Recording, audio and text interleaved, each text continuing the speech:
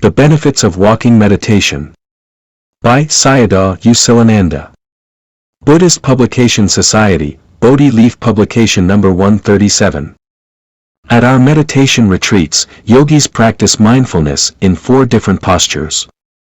They practice mindfulness when walking, when standing, when sitting, and when lying down.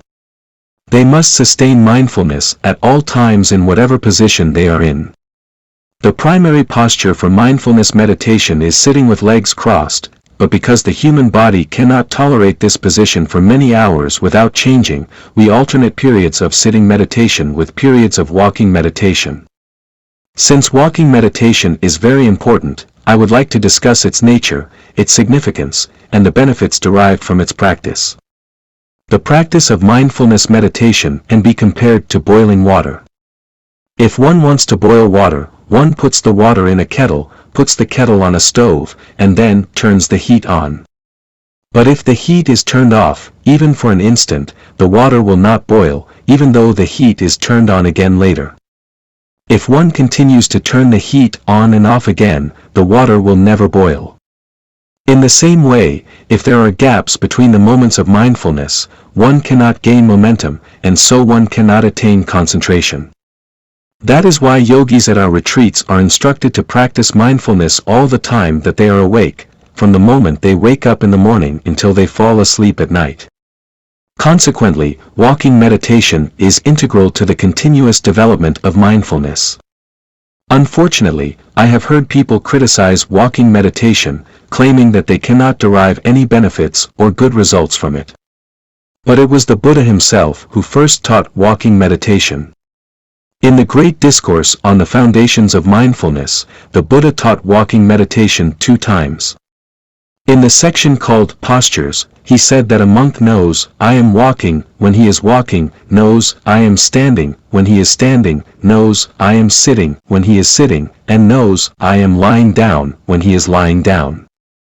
In another section called Clear Comprehension, the Buddha said, a monk applies clear comprehension in going forward and in going back. Clear comprehension means the correct understanding of what one observes.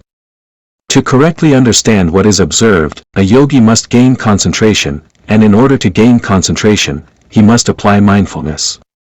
Therefore, when the Buddha said, monks, apply clear comprehension, we must understood that not only clear comprehension must be applied, but also mindfulness and concentration. Thus the Buddha was instructing meditators to apply mindfulness, concentration, and clear comprehension while walking, while going forward and back. Walking meditation is thus an important part of this process.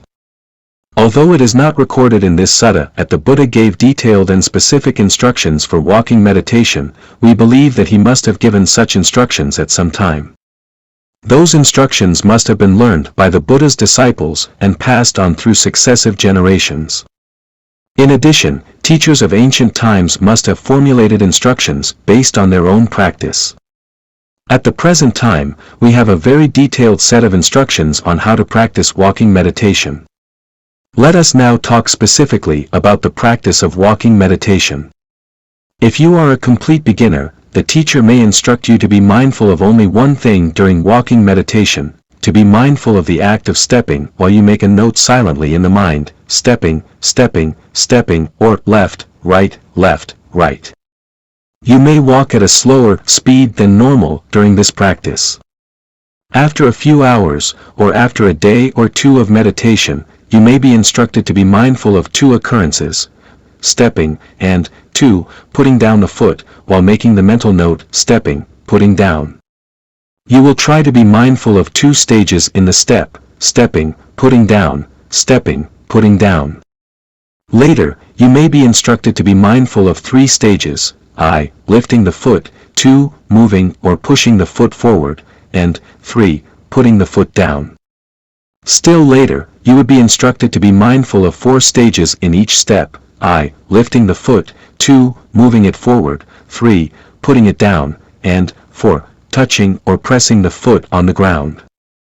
You would be instructed to be completely mindful and to make a mental note of these 4 stages of the foot's movement, lifting, moving forward, putting down, pressing the ground. At first yogis may find it difficult to slow down, but as they are instructed to pay close attention to all of the movements involved, and as they actually pay closer and closer attention, they will automatically slow down. They do not have to slow down deliberately, but as they pay closer attention, slowing down comes to them automatically.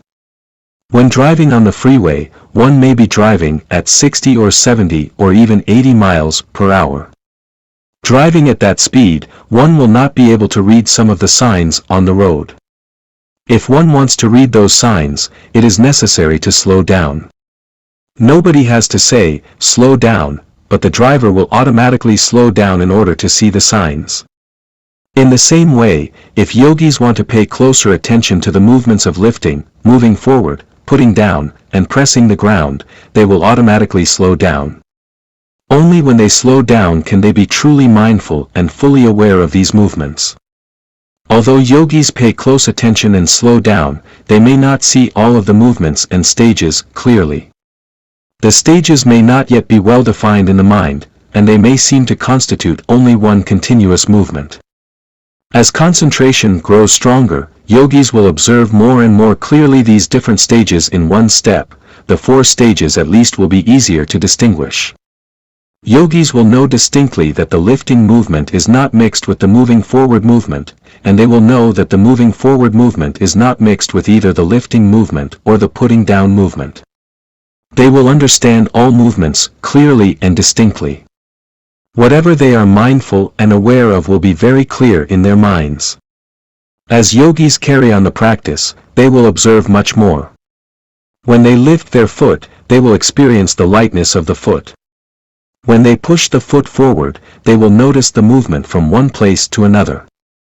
When they put the foot down, they will feel the heaviness of the foot, because the foot becomes heavier and heavier as it descends. When they put the foot on the ground, they will feel the touch of the heel of the foot on the ground. Therefore, along with observing lifting, moving forward, putting down, and pressing the ground, yogis will also perceive the lightness of the rising foot, the motion of the foot, the heaviness of the descending foot, and then the touching of the foot, which is the hardness or softness of the foot on the ground. When yogis perceive these processes, they are perceiving the 4 essential elements, in Pali, dhatu. The 4 essential elements are, the element of earth, the element of water, the element of fire, and the element of air. By paying close attention to these 4 stages of walking meditation, the 4 elements in their true essence are perceived, not merely as concepts, but as actual processes, as ultimate realities.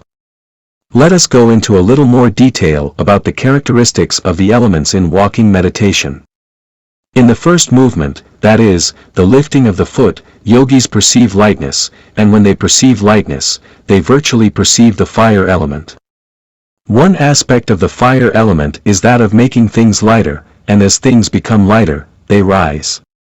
In the perception of the lightness in the upward movement of the foot, yogis perceive the essence of the fire element. But in the lifting of the foot there is also, besides lightness, movement. Movement is one aspect of the air element. But lightness, the fire element, is dominant, so we can say that in the stage of lifting the fire element is primary, and the air element is secondary. These 2 elements are perceived by yogis and they pay close attention to the lifting of the foot. The next stage is moving the foot forward. In moving the foot forward, the dominant element is the air element, because motion is one of the primary characteristics of the air element. So, when they pay close attention to the moving forward of the foot in walking meditation, yogis are virtually perceiving the essence of the air element. The next stage is the movement of putting the foot down. When yogis put their foot down, there is a kind of heaviness in the foot. Heaviness is a characteristic of the water element, as is trickling and oozing. When liquid is heavy, it oozes. So when yogis perceive the heaviness of the foot, they virtually perceive the water element. In pressing the foot on the ground, yogis will perceive the hardness or softness of the foot on the ground. This pertains to the nature of the earth element. By paying close attention to the pressing of the foot against the ground, yogis virtually perceive the nature of the earth element. Thus we see that in just one step, yogis can perceive many processes. They can perceive the four elements and the nature of the four elements. Only those who practice can ever hope to see these things. As yogis continue to practice walking meditation, they will come to realize that, with every movement, there is also the noting mind, the awareness of the movement. There is the lifting movement and also the mind that is aware of that lifting. In the next moment, there is the moving forward movement and also the mind that is aware of the movement. Moreover, yogis will realize that both the movement and the awareness arise and disappear in that moment. In the next moment, there is the putting down movement and so also the awareness of the movement, and both arise and disappear in that moment of putting the foot down on the ground. The same process occurs with the pressing of the foot, there is the pressing and the awareness of pressing. In this way, yogis understand that along with the movement of the foot, there are also the moments of awareness. The moments of awareness are called, in Pali, nama, mind, and the movement of the foot is called rupa, matter. So yogis will perceive mind and matter rising and disappearing at every moment. At one moment there is the lifting of the foot and the awareness of the lifting, and at the next moment there is the movement forward and the awareness of that movement, and so on. These can be understood as a pair, mind and matter, which arise and disappear at every moment. Thus yogis advance to the perception of the pairwise occurrence of mind and matter at every moment of observation, that is, if they pay close attention. Another thing that yogis will discover is the role of intention in affecting each movement. They will realize that they lift their foot because they want to, move the foot forward because they want to, put it down because they want to, press the foot against the ground because they want to. That is, they realize that an intention precedes every movement. After the intention to lift, lifting occurs. They come to understand the conditionality of all of these occurrences. These movements never occur by themselves, without conditions. These movements are not created by any deity or any authority, and these movements never happen without a cause. There is a cause or condition for every movement, and that condition is the intention preceding each movement. This is another discovery yogis make when they pay close attention. When yogis understand the conditionality of all movements, and that these movements are not created by any authority or any god, then they will understand that they are created by intention. They will understand that intention is the condition for the movement to occur. Thus the relationship of conditioning and conditioned, of cause and effect, is understood. On the basis of this understanding, yogis can remove doubt about nama and rupa by understanding that nama and rupa do not arise without conditions. With the clear understanding of the conditionality of things, and with the transcendence of doubt about nama and rupa, a yogi is said to reach the stage of a lesser sotapanna. A sotapanna is a stream enterer, a person who has reached the first stage of enlightenment. A lesser sotapanna is not a true stream enterer but is said to be assured of rebirth in a happy realm of existence, such as in the realms of human beings and devas. That is, a lesser sotapanna cannot be reborn in one of the four woeful states, in one of the hells or animal realms. This state of lesser sotapanna can be reached just by practicing walking meditation, just by paying close attention to the movements involved in a step. This is the great benefit of practicing walking meditation. This stage is not easy to reach, but once yogis reach it, they can be assured that they will be reborn in a happy state, unless, of course, they fall from that stage. When yogis comprehend mind and matter arising and disappearing at every moment, then they will come to comprehend the impermanence of the processes of lifting the foot, and they will also comprehend the impermanence of the awareness of that lifting. The occurrence of disappearing after arising is a mark or characteristic by which we understand that something is impermanent.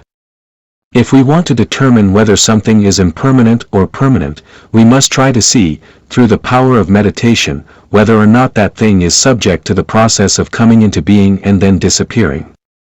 If our meditation is powerful enough to enable us to see the arising and disappearing of phenomena, then we can decide that the phenomena observed are impermanent. In this way, yogis observe that there is the lifting movement and awareness of that movement, and then that sequence disappears, giving way to the pushing forward movement and the awareness of pushing forward. These movements simply arise and disappear, and this process yogis can comprehend by themselves. They do not have to accept this on trust from any external authority, nor do they have to believe in the report of another person. When yogis comprehend that mind and matter arise and disappear, they understand that mind and matter are impermanent. When they see that they are impermanent, they next understand that they are unsatisfactory because they are always oppressed by constant arising and disappearing. After comprehending impermanence and the unsatisfactory nature of things, they observe that there can be no mastery over these things. That is, yogis realize that there is no self or soul within that can order them to be permanent. Things just arise and disappear according to natural law. By comprehending this, yogis comprehend the third characteristic of conditioned phenomena, the characteristic of anatta, the characteristic that things have no self.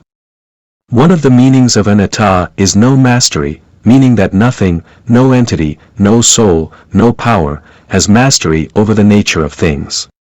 Thus, by this time, yogis have comprehended the three characteristics of all conditioned phenomena: impermanence, suffering, and the non-self nature of things, in Pali, anicca, dukkha, and anatta. Yogis can comprehend these three characteristics by observing closely the mere lifting of the foot and the awareness of the lifting of the foot. By paying close attention to the movements, they see things arising and disappearing, and consequently they see for themselves the impermanent, unsatisfactory, and non-self nature of all conditioned phenomena. Now let us examine in more detail the movements of walking meditation. Suppose one were to take a moving picture of the lifting of the foot. Suppose further that the lifting of the foot takes 1 second, and let us say that the camera can take 36 frames per second.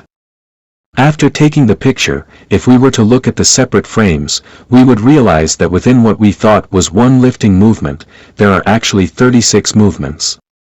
The image in each frame is slightly different from the images in the other frames, though the difference will usually be so slight that we can barely notice it. But what if the camera could take 1000 frames per second? Then there would be 1000 movements in just one lifting movement, although the movements would be almost impossible to differentiate. If the camera could take 1 million frames per second, which may be impossible now, but someday may happen, then there would be 1 million movements in what we thought to be only one movement. Our effort in walking meditation is to see our movements as closely as the camera sees them, frame by frame. We also want to observe the awareness and intention preceding each movement. We can also appreciate the power of the Buddha's wisdom and insight, by which he actually saw all of the movements. When we use the word see or observe to refer to our own situation, we mean that we see directly, and also by inference. We may not be able to see directly all of the millions of movements as did the Buddha. Before yogis begin practicing walking meditation, they may have thought that a step is just one movement. After meditation on that movement, they observe that there are at least 4 movements, and if they go deeper, they will understand that even one of these 4 movements consists of millions of tiny movements. They see nama and rupa, mind and matter, arising and disappearing, as impermanent. By our ordinary perception, we are not able to see the impermanence of things because impermanence is hidden by the illusion of continuity.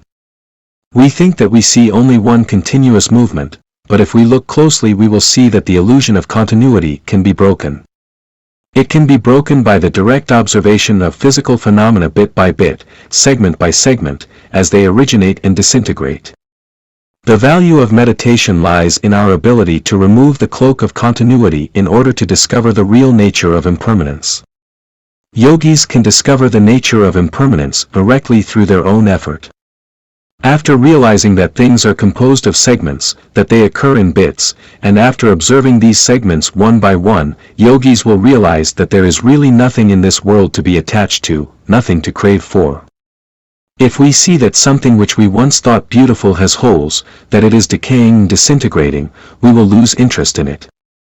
For example, we may see a beautiful painting on a canvas. We think of the paint and canvas conceptually as a whole, solid thing. But if we were to put the painting under a powerful microscope, we would see that the picture is not solid, it has many holes and spaces. After seeing the picture as composed largely of spaces, we would lose interest in it and we would cease being attached to it. Modern physicists know this idea well.